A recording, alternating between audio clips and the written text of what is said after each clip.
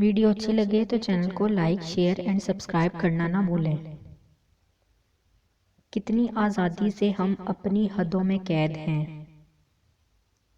بڑی سے بڑی بات پہ ہار نہ ماننے والے اکثر چھوٹی چھوٹی باتوں پہ ٹوٹ جاتے ہیں۔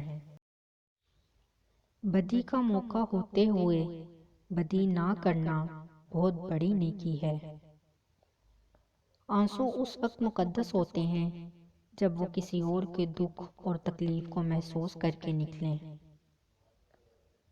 خلوص اور عزت بہت نایاب تحفے ہیں، اس لیے ہر کسی سے ان کی امید نہ رکھو، کیونکہ بہت کم لوگ دل کے امیر ہوتے ہیں۔